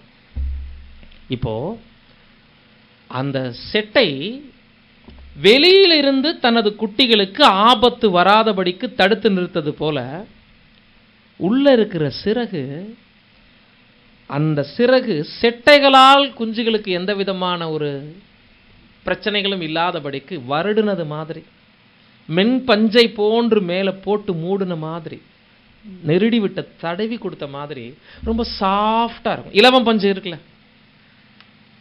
பட்டு அதில் தானே வருது இல்லைங்களா, ரொம்ப சாஃப்டா இருக்கு இல்லைங்களா, மெல்லிய பஞ்சு நூல், அந்த மாதிரி தான் உள்ள இருக்கிற இறகு. செட்டை எப்படி இருக்கும்? கனமா இருக்கும். இப்ப தாவீது சொல்றார், தேவனுக்கு தேவ ஜனங்களை பாதுகாக்கிறதுல 2 மாபெரும் பொறுப்பு இருக்கு. தேவன் தன்னுடைய பிள்ளைகளுக்கு உள்ள இருக்கிற சிறகு மாதிரி மென்மையானவர். அதே நேரத்தில் தன்னுடைய பிள்ளைகளுடைய விரோதிகளுக்கு, எதிரிகளுக்கு இரும்பு கவசம் மாதிரி செட்டை உடையவர். எகிப்தில் இஸ்ரேல் ஜனங்களை பார்வோனுடைய சேனை பின்தொடர்ந்து வரும்போது இந்த சிறகையும் செட்டையும் நம்ம பார்க்கலாம். மேகஸ்தம்பம் ஒரு பக்கம் லைட்டிங்கா இருக்கு, ஒரு பக்கம் டார்க்கா இருக்கான். மேகஸ்தம்பம் அக்னி ஸ்தம்பம்னா வெளிச்சம் தான். அது அந்த வெளிச்சமே one side dark, one side light. எப்படி வெளிச்சத்திலிருந்து ஒன் சைடு டார்க் எப்படி வரும்? ஆனா நடந்துச்சு. மேகஸ்தம்பம் இஸ்ரேல் ஜனங்களுக்கு வெளிச்சமாகவும் பார்வோனுடைய சேனைகளுக்கு இருளாகவும் இருந்து ஒருவரை ஒருவர் சந்திக்க முடியாத அளவுக்கு, அவர்களுக்கு எந்த விரோதமும் செய்ய முடியாத அளவுக்கு இஸ்ரேலர்களுக்கு இரவை பகலா மாத்தி இருக்குது. இவங்களுக்கு ரொம்ப இருட்டாகிறது. இன்னைக்கு தேவன் நமக்கு தரக்கூடிய பாதுகாப்பு எப்படி இருக்குன்னா, இந்த தீமை நிறைந்த உலகத்துல நிறைய பேர் தற்பரை என்னும் போதனையில தான் விழுந்துட்டு இருக்காங்க. நல்லா கவனிங்க. சங்கீதம் 91 நேரடி வாதை, வருத்தங்கள், வேதனையிலிருந்து நம்மளை தேவன் பாதுகாக்கிறத பத்தி பேசல. அப்படி கிறிஸ்தவர்கள் தப்பா புரிஞ்சுட்டு இருக்கிறாங்க. சாத்தான் எய்யும் அம்புகள், அக்னியாஸ்திரங்கள், மகா பரிசுத்தமான விசுவாசத்திற்கு எதிரான பொல்லாத உபதேசங்கள் எல்லாம் தேவ ஜனங்களை விழத்தல்லாதபடிக்கு செட்டைகளை விரிக்கிறாரு, தன் குட்டிகளை உள்ள வச்சு மறைக்கிறாரு. அப்ப நமக்கு உள்ள சிறகு தான் இருக்கு. அப்ப தெய்வீக திட்டத்தினுடைய மென்மையை, தேவன் யார், எவ்வளவு அன்பானவர்ங்கிறத நம்ம பார்த்துட்டு இருக்கோம். வெளியில முரட்டுத்தனமா இருக்கக்கூடிய செட்டையை தான் இன்னைக்கு கிறிஸ்தவ உலகம் பார்க்குதுன்னா தேவனை தப்பானவரா புரிஞ்சு வச்சிருக்குது. அப்ப விரோதிகளுக்கு அவர் எப்படி இருக்கிறாரு? கற்பனையின் மேல் கற்பனையும், கற்பனையின் மேல் கற்பனையும், பிரமாணத்தின் மேல் பிரமாணமும். எங்கே கொஞ்சமோ அங்கே கொஞ்சமும் தேவஜனங்களுக்கும் இருக்கு. பொய்யையும் மாயையும் பின்பற்றி போறவங்களுக்கு அதே கற்பனையின் மேல் கற்பனை, பிரமாணத்தின் மேல் பிரமாணம் பின்னிட்டு விழும்படி சிக்குண்டு பிடிபடும்படி இருக்கு. கிறிஸ்தவ உலகத்துக்கு செட்டை தான் தெரியுது, தேவனுடைய அன்பு தெரியறதில்ல. நமக்கு அந்த ஸ்பான்ஸ் மாதிரி இருக்கக்கூடிய மிருதுவான தேவனுடைய கேரக்டர்ஸ், அவருடைய வாக்குத்தத்தங்கள், அவருடைய பராமரிப்புகள், பாதுகாப்பு, அந்த குட்டிகளுக்கு உள்ள கதகதப்பா இருக்கும்ல, தாய்க்களுக்கு செட்டையை விரிக்கும்போது. இப்படிதான் தேவனுடைய சத்தியத்தை நம்ம இன்னைக்கு உணர்ந்திருக்கிறோம். அவருடைய செட்டைகளின் கீழே நீ என்ன பண்ணுவ? அடைக்கலம் புகுவாயினா ஒரு ஒரு ஒரு ஒரு கழுகு தன்னுடைய குஞ்சுகளுக்கு எப்படிப்பட்ட ஒரு பாதுகாப்பை கொடுக்குங்கிறத இங்க சொல்றாரு. அவருடைய சத்தியம் தான் உனக்கு பரிசையும் கேடகம்னு. இப்போ கழுகை பத்தி பேசிட்டு, செட்டை சிறகை பத்தி பேசிட்டு, மீண்டும் சத்தியத்தை எதோட ஒப்பிடுறாருனா பரிசை கேடகம். இந்த பரிசை கேடகம்னா என்னங்க? விரோதிகளுடைய தாக்குதலுக்கு முதல்ல அந்த அம்பு எய்யும் பொழுது, பட்டயம் நம்ம மீது வரும் பொழுது ஒரு சோல்ஜர் என்ன பண்ணுவாங்க? எதிர்த்து தாக்குதல் நடத்துவாங்களா, தங்களை தற்காத்துக் கொள்வாங்களா? கேடகத்தை வச்சு, பரிசைய வச்சு தன்னுடைய முழு உருவத்தை அவங்க முதலாவது மறைக்கணும். பட்டயத்துக்கும் ஈட்டிக்கும் அம்புகளுக்கும். தனக்கு மட்டும் இல்ல, தனக்கு பிறகு இருக்கக்கூடிய சக வீரர்களுக்கும் இவங்க அந்த கவசத்தை என்னவா வைக்கணும்? பாதுகாப்பா வைக்கணும். முதல்ல கிறிஸ்தவ வாழ்க்கையில முன்னேற்பாடும் எச்சரிப்பும் விசுவாச பாதை சரியானதான்னு தெரிவு செய்யறது தான் ஃபர்ஸ்ட் சாய்ஸா இருக்கணும். எது மாயை, எது பொய், எது உண்மை, எது மோஸ்ட் ஹோலி, மகா பரிசுத்தமான விசுவாசம் என்னங்கிறத தான் கவனிக்கணும். ரெண்டாவது தான் பாதையில நம்ம நடந்து போகணும். புரியுதுங்களா? அப்புறம் தான் யுத்தம். நல்ல போராட்டத்தை, மகா பரிசுத்தமான விசுவாசத்துக்கு போராடுறது யுத்தம். யுத்த காலத்துக்கு வந்த பிறகு சர்வாயுத வர்க்கங்களெல்லாம் நம்ம கையில் எடுக்கணும். நிறையா சத்தியம் என்னும் கச்சை, ஆயத்தம் என்னும் பாதரட்சை, ஆவியின் பட்டயம், இரட்சண்யம் என்னும் தலைச்சீரா எல்லாம் எடுக்கணும். ஆனா முதல்ல எது தேவைனா விசுவாசம் என்னும் கேடகம். அதுதான் சொல்றாரு. அவருடைய சத்தியம் தான் நமக்கு என்னவா இருக்கு? பரிசையும் கேடகமா இருக்குனா. இப்ப அதற்கான விளக்கத்தை சகோதரர் ஸ்டாலின் அவர்கள் வாசிக்க கேட்போம். சங்கீதம் 91:4 விளக்கத்தை வாசிங்க. நம்முடைய அங்கிருந்து வாசிங்க. நம்முடைய பரமபிதாவின் அன்பும் பராமரிப்பும் பாதுகாப்புமே அவருடைய செட்டைகளாக, சிறகுகளாக நம்மை சகல தீங்குகளில் இருந்து மறைத்து நம்மை சுகத்துடனும் பாதுகாப்புடனும் காக்கின்றது. இதெல்லாம் நம்ம விளக்கத்துல உங்களுக்கு சொல்லிட்டோம். எப்படி சிறகுகளா, செட்டைகளாக பிதாவாகிய தேவன் நமக்கு பாதுகாப்பை கொடுக்கிறாருன்னு. நெக்ஸ்ட், ஆம், அவருடைய சத்தியம் யுகங்களை குறித்து தெய்வீக திட்டத்துக்குள் உள்ளடங்கியுள்ள மாபெரும் சத்தியமானதை எளிமையான இருதயத்திலே ஏற்றுக்கொண்டு அதற்கு உண்மையாய் இருக்க முயற்சிப்பவர் யாவருக்கும் இது மாபெரும் பரிசையாகவும் கேடகமாகவும் இருக்கும். இதுவே தேவனுடைய ஆயுத வர்க்கமாகும். ஆமா, தெய்வீக திட்டத்தை பார்த்துட்டு கண்ணை மூடிக்கிறவங்களுக்கு இந்த சிறகுகளும் செட்டைகளும் பாதுகாப்பாகவும் தெரியாது, கேடகமா தங்களை சுற்றி தேவனுடைய சத்தியம் இருக்கிறதும் அவங்களுக்கு தெரியாது. என்ன சொல்றாரு பாருங்க, யுகங்களை குறித்த தெய்வீக திட்டம்ங்கிறதே கிறிஸ்தவ உலகத்துக்கு இன்னைக்கு தெரியாது. அதுல உள்ளடங்கியுள்ள மாபெரும் சத்தியமானதை தாழ்மையுள்ள எளிமையான இருதயத்தில் ஏற்றுக்கொண்டு அதற்கு உண்மையாய் இருக்க முயற்சி செய்கிற யாவருக்கும் தான் இது பரிசை கேடகம்னா என்னங்க? பாதுகாப்பு கவசமா, சர்வாயுத வர்க்கமா இருக்கும். கடைசி பேரா தற்போது முன்வைக்கப்படும் ஒவ்வொரு தவறான நிலைப்பாடுகளுக்குள்ளும் எதிரான கருத்துக்களை பெற்றிருக்கும் ஒவ்வொரு சத்தியமும் அறுவடை சத்தியத்தின் வெவ்வேறு அம்சங்களுமே தேவனுடைய பாதுகாக்கும் வல்லமையும் இதன் மூலம் அவருடைய உத்தரவாதத்துக்கு ஏற்ப உண்மையான கிறிஸ்தவனுடைய சரீரத்தின் பாத அங்கங்களை இடரச் செய்யாது என்பதை நாம் அறிவோம். ஆமாம், என்ன சொல்றாருன்னா, தற்போது முன்வைக்கப்படும் ஒவ்வொரு தவறான நிலைப்பாடுகளுக்கும் எதிரான கருத்துக்களை பெற்றிருக்கும் ஒவ்வொரு சத்தியமும், கிறிஸ்தவ உலகத்துக்குள்ளேருந்து என்னென்ன தவறான நிலைப்பாடு வருதோ, அசத்தியம் வருதோ, அதற்கு எதிரான கருத்துக்களை பெற்றிருக்கக்கூடிய ஒரு சத்தியம் இருக்கும்ல, மகா பரிசுத்தமான விசுவாசத்துக்குள்ள. அப்படிப்பட்ட ஏற்றகால அறுவடை சத்தியத்தின் வெவ்வேறு அம்சங்களுமே தேவனுடைய பாதுகாப்பின் வல்லமை. அந்த கேடகம் சர்வாயுத வர்க்கம் நிறைய இருக்கு. அதில் முக்கியமாக பாதுகாப்புன்னு சொன்னால், முதல்ல தாக்குதல்ல இருந்து பாதுகாத்துக்கணும். அப்புறம் மகா பரிசுத்தமான விசுவாசத்தின் கீழ் நம்மளை உறுதிப்படுத்துறதுக்கு ஒவ்வொரு தெய்வீக திட்டத்தினுடைய பல்வேறு அம்சங்களை நம்ம ஆராய வேண்டியது இருக்கு.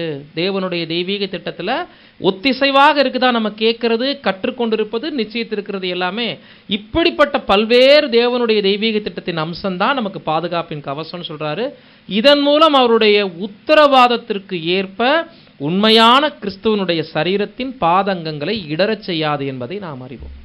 ஸோ இடறுதல், தடுமாற்றம் எதனால் வருதுன்னா, சரியாக தங்களுடைய பரிசைக்கு எண்ணெய் பூசாததுனால, ஆவியின் பட்டயங்களை முறையே பயன்படுத்தாததுனால, சத்தியம் என்னும் கச்சையை கட்டிக்கொள்ளாததுனால, நீதி என்னும் மார்க்கவசத்தை தரித்து கொள்ள. இது எல்லாம் எதில் கிடைக்கும்? தெய்வீக திட்டத்தை புரிந்து மகா பரிசுத்தமான விசுவாசத்துக்குள் நிலைத்திருக்கிற பிள்ளைகளுக்கு மட்டும்தான் தெய்வீக திட்டத்தில் சத்தியம் இவ்வளோ விஷயங்கள் இருக்கு அப்படிங்கிறதே இந்த கடைசி காலத்தில் உணர முடியும். இவர்கள் தான் அந்த சிறகுகளுக்குள்ளும் செட்டைகளுக்குள்ளும் தஞ்சம் புக முடியும் என்று நம்ம பார்க்குறோம். ஒரு அருமையான வசனத்தை இதற்கு ஒப்பாக நம்ம வாசிக்க கேட்போம். சகோதரிகள் வாசிங்க. சங்கீதம் 18:2. கர்த்தர் என் கன்மலையும் என் கோட்டையும் என் இரட்சகரும் என் தேவனும் நான் நம்பியிருக்கிற என் துருகமும் என் கேடகமும் என் இரட்சணிய கொம்பும் என் உயர்ந்த அடைக்கலமுமாயிருக்கிறார். இந்த வசனம் சங்கீதம் 91க்கு ஒப்பான ஒரு வசனம், ஒரு நம்பிக்கையை வெளிப்படுத்துறது. ஆனா இதுல என்ன ஒரு ஸ்ட்ராங்கான ஒரு விஷயம் இருக்கு, கவனிச்சிங்களா? எத்தனை முறை என் வருது கவனிச்சிங்களா? கர்த்தர் என் கன்மலை, என் கோட்டை, என் இரட்சகர், என் தேவன், நான் நம்பி இருக்கிறவர், என் துருகம், என் இரட்சணிய கொம்பு, என் உயர்ந்த அடைக்கலம். உரிமையை எடுக்க சொல்றார் தாவீது இந்த வசன பகுதியில். நீங்க உன்னதமானவருடைய மறைவை, பாதுகாப்பை, அந்த சிறகை, அந்த செட்டையை உணர விருப்பப்பட்டீங்கன்னா விசுவாசத்தில் இப்படி அறிக்கை இடுங்க, நீங்க தான் எனக்கு எல்லாமே அப்படிங்கிறத. அவர் என் கன்மலை, என் கோட்டை, என் இரட்சகர், என் தேவன், நான் அவரை மட்டும்தான் நம்பி இருக்கிறேன். அவர் என் துருகம், அவர் தான் என் கேடகம், என் இரட்சணிய கொம்பு, என் உயர்ந்த அடைக்கலம். வேற இதுல நம்ம ஆழ்ந்த பொருளை தேடலை. எத்தனை முறை என்கிற வார்த்தை எவ்வளவு உரிமையில வெளிப்படுறார் அப்படின்னா, இந்த உலகத்தின் மாயைகள் மத்தியில, மயக்குகிற போலி உபதேசங்கள் மத்தியில, மரணம் மற்றும் பாவச்சேறுகள் மத்தியில தேவன் நம்ம லைஃப்ல நமக்கு கிடைச்சிருக்கிறதே மாபெரும் பரிசு. அதை உணர்ந்தவங்க மட்டும்தான் நீர் நீர் என் என் அப்படின்னு சொல்ல முடியும். நீங்க எனக்கு, நாங்க உங்களுடைய ஜனங்கள், நீங்க உங்களை தவிர எங்களுக்கு வேற எந்த அடைக்கலமும் இல்லைன்னு முடிக்கிறார். இந்த பாதுகாப்பை கடந்த ஆண்டுகள் முழுவதும் அனுபவிச்சிருக்கிறோம். வரக்கூடிய இந்த ஆண்டுகளிலும் தெய்வீக பாதுகாப்பை நாம் ருசி பார்க்க இருக்கிறோம். நாம் யாவரும் தெய்வீக பாதுகாப்பை உணர்ந்தவர்களாக எழுந்து நின்று உன்னை காக்கிறவர் உறங்கார் என்கின்ற பாடலை அனைவருமாக இணைந்து பாடுவோம்.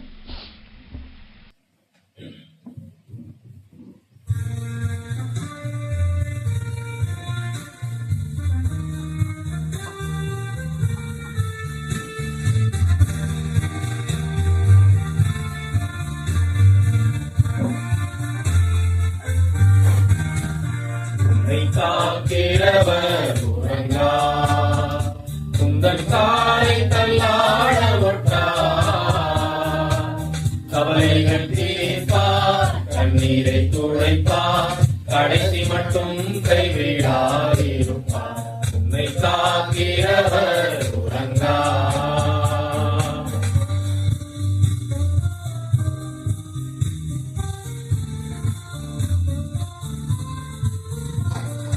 மலை போன்ற துன்பங்கள் தினம் வந்தாலும், ஆரி போல் சோதனை பெருகினாலும், மலை போன்ற துன்பங்கள் தினம் வந்தாலும், ஆரி போல் சோதனை பெருகினாலும், கோட்டையும் மரணுமை கர்த்தரிருப்பதால் நின்றேனே. கலங்காதே, உன்னை காக்கிறவர் உறங்கார். உந்தன் காலை தள்ளாட ஒட்டார். கவலைகள் தீர்ப்பார், கண்ணீரை துடைப்பார். கடைசி மட்டும் கைவிடாதிருப்பார். உன்னை காக்கிறவர் உறங்கார்.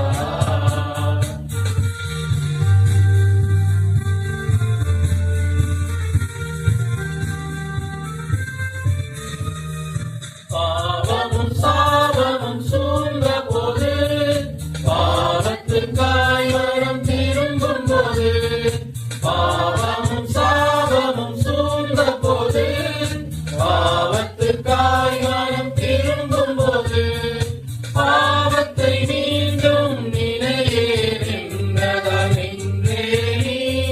கலங்காதே, உன்னை காக்கிறவர் உறங்கார். உந்தன் காலை தள்ளாட ஒட்டார். கவலைகள் தீர்ப்பார், கண்ணீரை துடைப்பார். கடைசி மட்டும் கைவிடாதிருப்பார். உன்னை காக்கிறவர் உறங்கார்.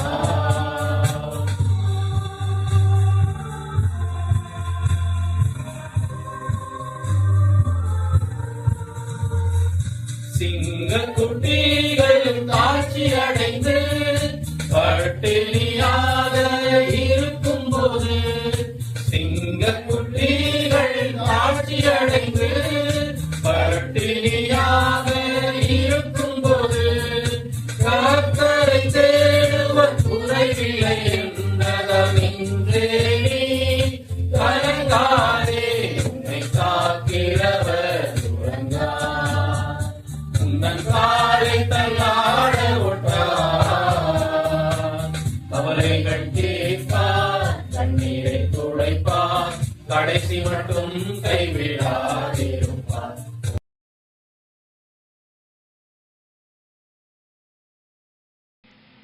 அன்பானவர்களே, இந்த துதி ஆராதனையினுடைய நாம் தியானிக்க இருக்கின்ற வசன பகுதிகளின் கடைசி பகுதிக்கு வந்திருக்கிறோம்.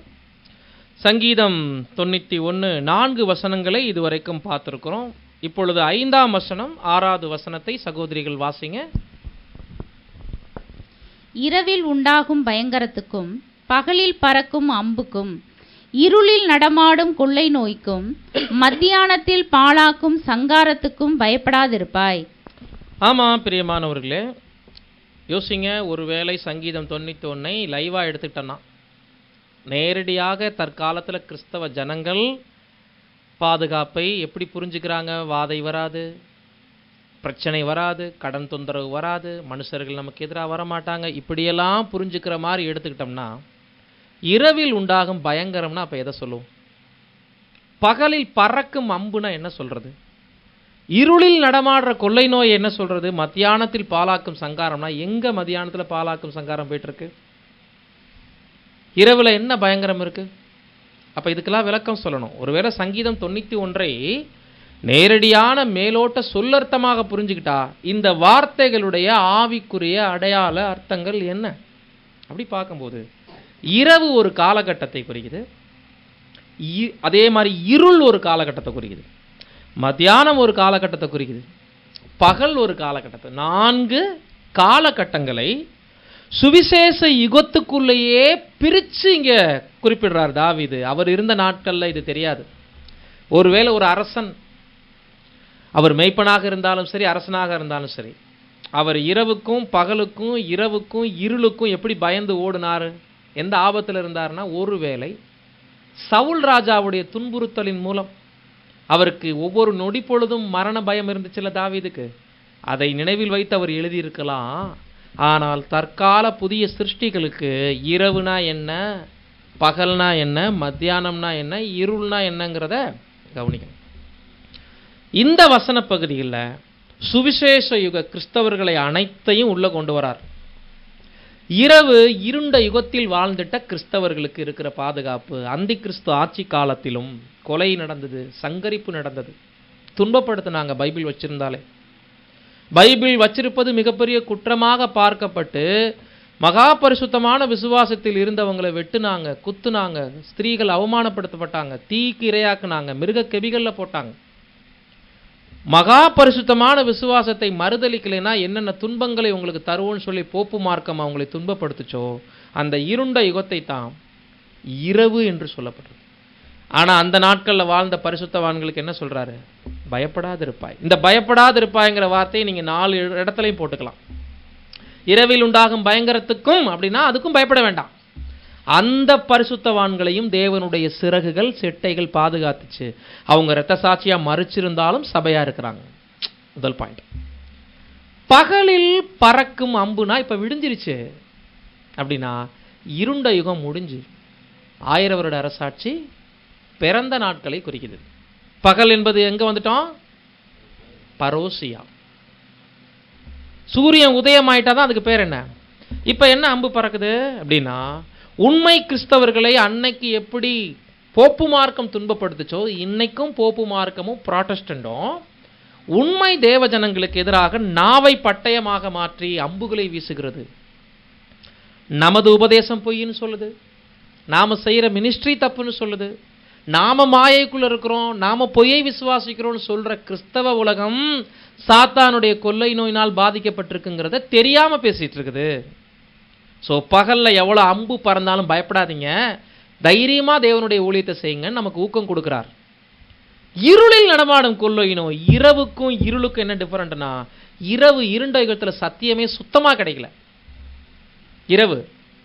ஆனால் இருள் என்ன தெரியுங்களா, சத்தியமும் ரொம்ப பஞ்சத்தில் இருக்கும், கிரியையே செய்ய முடியாத அளவுக்கு ராக்காலம் வரப்போகுதில்ல, இதை தான் இருள்னு சொல்லியிருக்கிறார். இது எங்கே நடக்குது?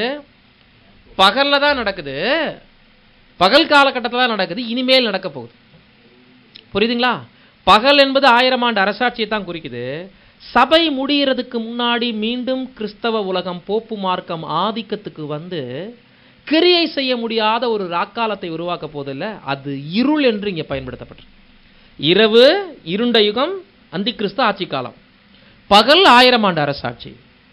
இருள் பகலுக்குள் ஒரு இருள் வரப்போகுது, உண்மை பரிசுத்தவான்கள் கிரியை செய்ய முடியாது, அப்படி வரும். ஆனாலும் உங்க நம்பிக்கையை நீங்க பேசுவீங்க, இரத்த சாட்சியா மறிச்சாலும் உங்களுக்குள் இருக்கக்கூடிய உண்மையை நீங்க வெளிப்படுத்த தைரியமா இருங்க, நமக்கு ஊக்கம் கொடுக்கிறார். பயப்படாது இருப்பாய். இப்ப மத்தியானத்தில் பாலாக்கும் சங்காரம் என்ன தெரியுங்களா? 1000 ஆண்டு அரசாட்சி தொடங்குனதுக்கும் வரப்போகிற ஒருவரும் கிரியை செய்யக்கூடாத ராக்காலத்துக்கும் நடுவில் இருக்கிறோம் பாருங்க. நம்ம தான் எங்க இருக்கிறோம் இப்ப? மத்தியானம். புரியுதுங்களா? 3 காரியம் எதுக்குள்ள வந்துருதுன்னா 1000 ஆண்டுக்குள்ள. இரவு மட்டும்தான் அந்த இருண்ட யுகம் போப்பு மார்க்கத்தினுடைய காலம். பகல் விடிஞ்சிருச்சு, இருள் இனிமேல் வரப்போகிற இந்த 1000 ஆண்டுக்குள்ள இனிமே வரப்போற ஒருவரும் கிரியை செய்யக்கூடாத ராக்காலம். இப்போ நடுவில் இருக்கிற மத்தியானம், பரோசியா முடிஞ்சு எஃபிபேனியா, வெளிச்சம் அதிகமாக இருக்கு, சொல்லு நடிக்குது மத்தியானத்தில். இப்போ தான் பாலாக்கும் சங்காரத்தை சத்துரு என்ன பண்ணுறான்? அனுப்புகிறான் கிறிஸ்தவ உலகத்துக்குள்ளே இருந்து. அவ்வளோ அற்புத அடையாளங்கள் நீங்கள் நடக்குது இல்லைங்களா? இதான் பாலாக்குற சங்காரம். பார்க்கும்போது நம்மளை என்ன நினைக்கிறாங்க கிறிஸ்தவ உலகத்தில்? அவங்களுக்கு கிறிஸ்தவங்களாக இருக்கிறதுக்கான அடையாளமே என்னான்னு காட்டுறாங்க? அற்புதம் இருக்கணும், அடையாளம் இருக்கணும், வியாதிகள் குணமாகணும். ஆனால் கண்டு விசுவாசிப்பவனை விட காணாமல் விசுவாசிப்பவனே பாக்கியவான் என்று பகலில் இப்படிப்பட்ட சங்காரம் போயிட்டு இருக்கு. மத்தியானத்தில் ரொம்ப தீவிரமாக போகுது. சபை முடியறதுக்கு முந்தைய காலகட்டம் தான் மத்தியானமும் கூட. அதாவது ஒருவரும் கிரியை செய்யக்கூடாத ராக்காலத்துக்கு முந்தைய காலகட்டத்திலையும் பயப்படாதீங்க. நிறைய சங்காரம் கிறிஸ்தவ உலகத்துக்குள்ள போகட்டும், உங்களை நான் என் சிறகுல பாதுகாப்பேங்கிறார். அதுதான் பயப்படாது இருப்பாய். இதற்கான விளக்கத்தை இறுதியாக சகோதரிகள் வாசிங்க. தீர்க்கதரிசியான தாவீது அம்புகளும் கொள்ளை நோய்களும் இடறுதலுக்கு ஏதுவான விஷயங்கள் முதலியவைகளை உடைய நம் நாட்களை குறித்து விவரிப்பதையும், நம்முடைய பக்கத்தில் 1000 பேர் விழுவார்கள் என்று கூறுவதையும் நினைவில் கொள்ளுங்கள். ஆமா, கிறிஸ்தவ உலகத்துல இன்னைக்கு மாயையான பொய்யான உபதேசத்துல ஆயிரக்கணக்கான பேர் அவிசுவாசத்தில் விழுந்தவங்க இருக்கிறாங்க. சரியான உடன்படிக்கையை நிறைவேற்றாத திரள் கூட்டத்தார் உலகத்தின் கவலைகள்ல விழுகிறாங்க.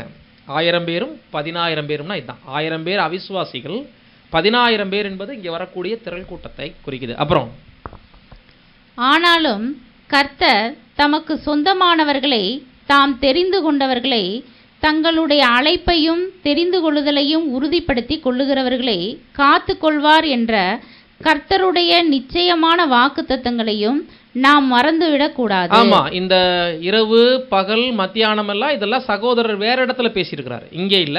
இங்க பொதுவான வார்த்தைகள் தான் பதிவு பண்ணப்பட்டிருக்கு. மறைத்து பாதுகாக்கப்படுவார்கள்.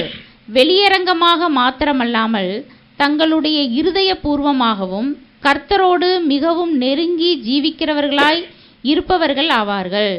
தெரிந்து கொள்ளப்பட்ட இவர்கள் தங்கள் பாதங்கள் இடறலின் கற்கள் மீது மோதிவிடப்படாமல் தெய்வீக ஆணையின் கீழ் இயங்கும் பிதாவாகிய தேவனுடைய பிரதிநிதிகளால் தாங்கி மேலே உயர்த்தப்படும்படிக்கு இவர்களுக்காக தேவன் தம்முடைய ஊழியர்களுக்கு கட்டளையிடுவார் என்ற வாக்குத்தத்தத்தை பெற்றிருக்கின்றனர். ஏறக்குறைய சங்கீதத்தினுடைய 91 நிறைய வசனங்களை இந்த எக்ஸ்பிளைன்ல கவர் பண்ணிட்டார். நம்ம 5-6 தான் இருக்கோம்.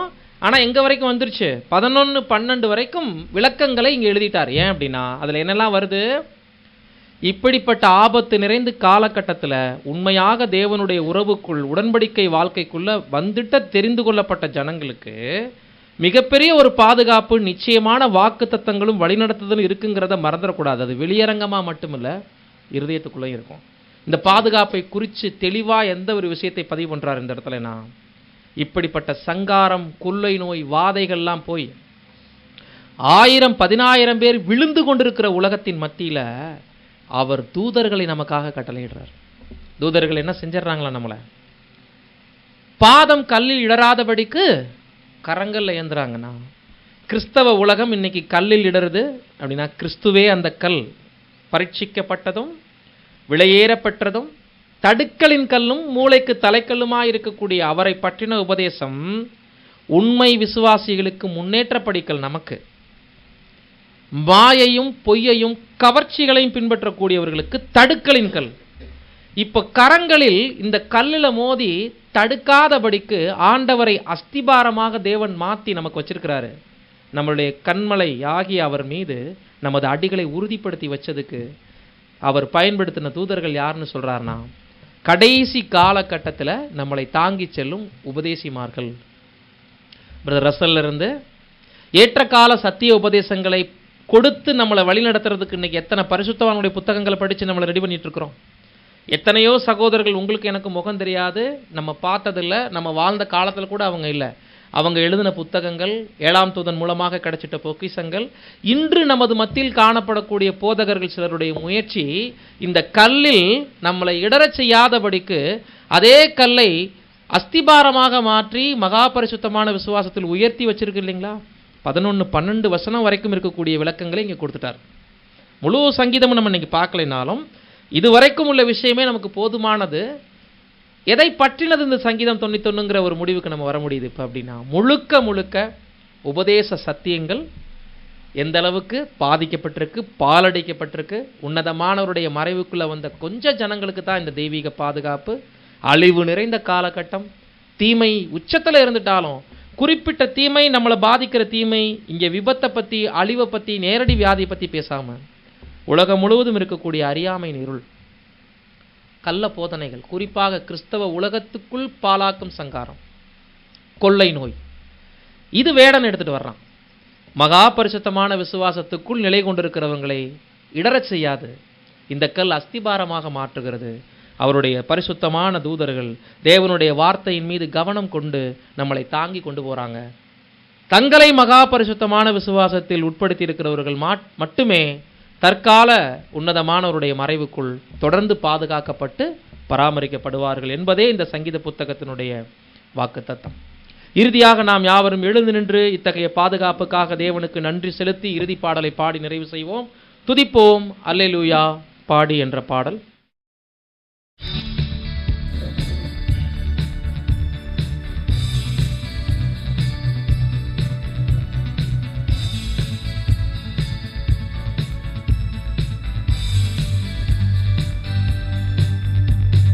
துதிப்போம் அல்லேலூயா பாடி மகிழ்வோம் மகிழ்வனை போற்றி.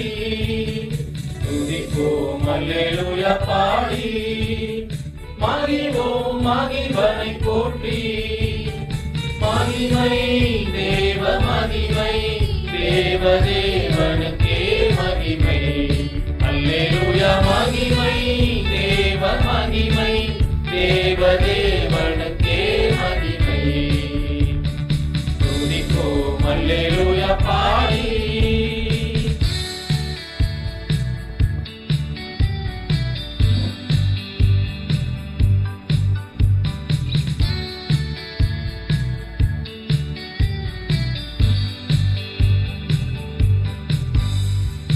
அந்திரேனே இருளிலே என்றும் நடமாடும் கொள்ளை நோயை கண்டும்.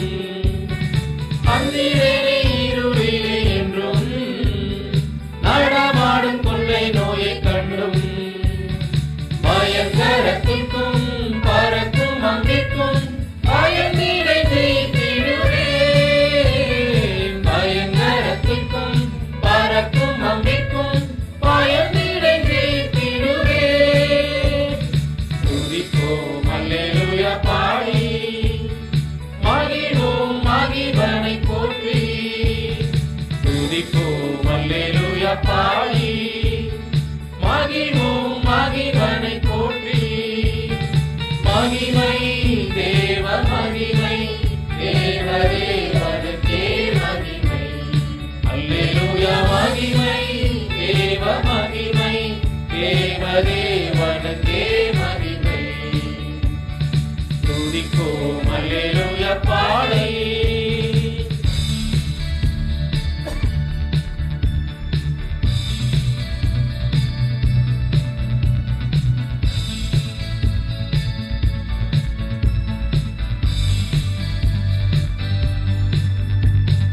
தேவன் எந்தன் அடைக்கலமாமே ஒருபோதும் பொல்லாப்பு வராதே.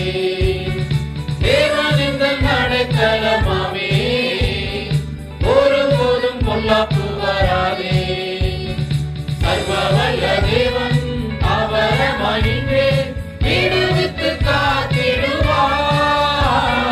சர்வவல்ல தேவன் அவரமணிந்தே விடுவித்து காத்திடுவார். துதிப்போம் அல்லேலூயா பாடி மகிழ்வோம் மகிழ்வனை போற்றி. துதிப்போம் அல்லேலூயா பாடி மகிழ்வோம் மகிழ்வனை போற்றி. மகிமை தேவ மகிமை தேவ தேவனுக்கே மகிமை. அல்லேலூயா மகிமை தேவ மகிமை தேவ தேவனுக்கே மகிமை. துதிப்போம் அல்லேலூயா பாடி. நாம் யாவரும் அமருவோம்.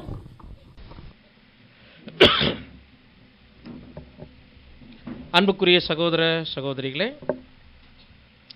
இந்த வருடத்தினுடைய துவக்கத்தில் முதல் வாரமாகிய இந்த ஞாயிற்றுக்கிழமையில தேவன் செய்திட்ட எண்ணி முடியாத அதிசயங்கள் நன்மைகளை நாம் ருசி பார்த்தவர்களாக, குறிப்பாக நமது உடன்படிக்கையினுடைய பாதையில் நமக்கு இருந்திட்ட பாதுகாப்பையும் பராமரிப்பையும் அன்பையும் வழிநடத்துதலையும் வாக்குத்தத்தங்களையும், அதே நேரத்தில் வெளியில் நமக்கு இருக்கக்கூடிய சத்ருவின் ஆபத்துக்களையும் தாக்குதலையும் புரிந்து கொண்டோம். தேவனுடைய பாதுகாப்பை தொடர்ந்து இந்த வருடத்திலும் நாம் அண்டியிருப்போம். செய்த உடன்படிக்கைக்கு எந்த அளவுக்கு உண்மையை காண்பித்து ஜீவிக்கிறோமோ அந்த அளவுக்கே உன்னதமானவருடைய மறைவுக்குள்ளும் சர்வ வல்லவருடைய நிழலுக்குள்ளும் நாம் பத்திரமாக காணப்பட முடியும். அவ்விதமாக நாம் தேவனோடு செய்த உடன்படிக்கைக்குள், அவருடைய பலத்த கரத்துக்குள், நமது நேச மணவாளனாகிய கிறிஸ்துவனுடைய பலத்த கரத்துக்குள்ளும் அடங்கியிருக்க முற்றிலும் நம்மை தாழ்த்தி ஒப்புக் கொடுப்போமாக. நாம் ஒவ்வொருவரையும் கடந்த ஆண்டுகளைப் போல இந்த ஆண்டிலும் தேவன் தாமே பரிசுத்தமாய் பாதுகாத்து வழிநடத்துவாராக. ஆமென்.